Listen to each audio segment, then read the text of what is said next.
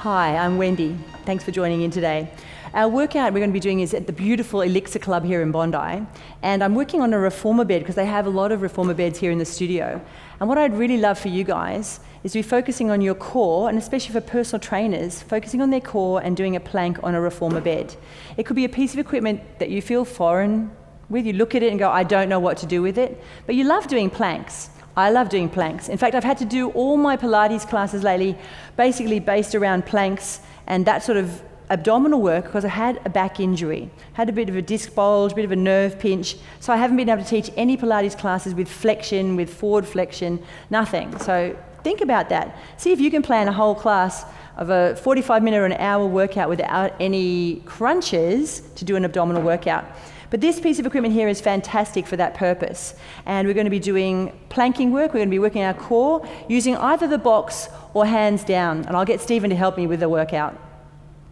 So with our core consumption workout, I've chosen to do the box method because that's going to be easier for my wrists and forearms. I'm going to lean onto the box here. And I've got Stephen choosing either he can be high onto the foot bar or he can actually go lower also down onto the foot plate. And whatever feels sort of comfortable to your participant. But it's definitely going to be a lot more weight bearing down into the wrists on that one, so you have to be careful. That's why I like this option as well. Nicer for my beginners, weaker people who have wrist problems. So there's lots of choices. Now, for the PTs out there, don't be scared of this equipment. Get on and have a little try yourself. Now, the springs you can choose.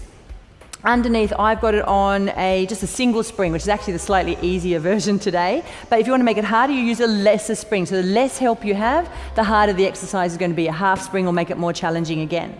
Alrighty, so for your workout, starting out, forearms down or hands down, set your shoulders and push out into your planking position. So glutes on, tummy on, core on nice and strong. Now, it could simply be just that. You could just hold onto a plank, squeezing your glutes, bracing your tummy.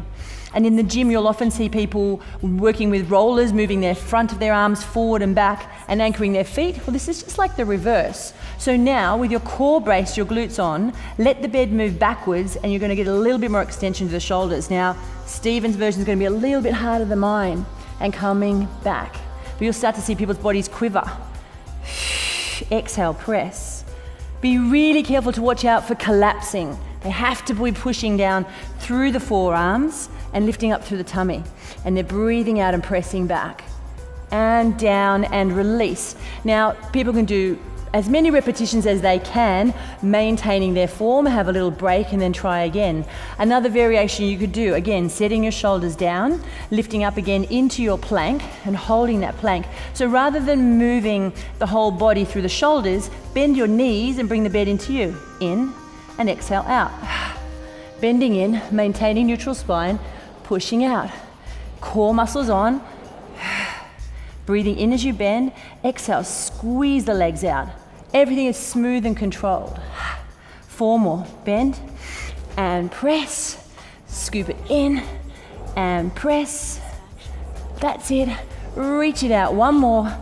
Curl it in. Press it out. Down and relax. Now already you're starting to feel shoulders happening, core muscles happening, your heart rate's going up, you're using big muscles in your body. So give people a little bit of recovery time in between. So it's keeping it simple. Using your shoulders, using your core, using your body weight, using a little bit of help from the bed if you have a heavier spring, or a little bit of, more of a challenge on the lighter spring. We can also do side planks. So coming around. Now you might choose to have your hand probably a bit lower on this one, rather than being up high. Now that we've turned around and set it up on this side, I've got Stephen with his hand down on the foot plate, and I'm again on the bed. The feet, which way around do you go? I prefer to have the top foot in front rather than having it behind, because once I push up, I feel like I roll backwards too much. This helps me to get my hips square, but I don't think it really matters. I've kind of gone both ways, so more of a personal choice on that one. What's going to be really important here is organizing the scapula, getting your lats to pull down, to get the shoulder blade to pull down to set. You start to also think about, as you lift up, engage your core and push your pubic bone forward. So you're pushing the pubic bone forward to get the pelvis in line and have your shoulders set in a great position here strongly. And just holding that is going to be a challenge because you're on an unstable surface. So that can be enough. People can hold for 30 seconds, or longer if you want to, but think usually 30 seconds is enough. People could even go into this inhale up Exhale, scoop. Inhale, unfolding. Exhale, scoop. One more time. Inhale, lift it up. And exhale, scoop. Carefully bring it down. Watch the people control their down phase. A lot of people just drop down. That's when you can hurt shoulders, hurt knees, hurt your back. So be aware of that. Once you're ready, you reset and try again. Now, the next one's a lot more challenging on your shoulder. So if people have weaknesses, maybe just keep them on that one, maybe just keep them on the floor. It's up to you. Set the shoulder, set the rib cage, get the pelvis in the right position, start to push that bed away, and then drive it up through your arm. But then see if you can push yourself a little bit away. So you're going to get a little bit more work in that shoulder and bring it forward. Pushing away, reaching it out, bring it in. That's definitely more of a challenge. Deep abs pulling in. One more. Reach it away. Bring it back, and that's enough for me. Carefully down, lower it down, and relax. Okay, so the bed was moving backwards and forwards on that one. Okay, we have one more to do. This time you're trying really hard not to move the bed, but you're going to lower. You know the hip dip where you're lowering your hips down and up. So you set the shoulders, you brace your core, you slowly lift up, push the feet out, lifting high, squeeze your inner thighs, keep the hips up, and then think of lowering them down and coming back up. And lowering down. Strength through your shoulders, strength through your core. All these muscles here are having to work. Drive it up, squeeze your butt. Lower it down, bring it up.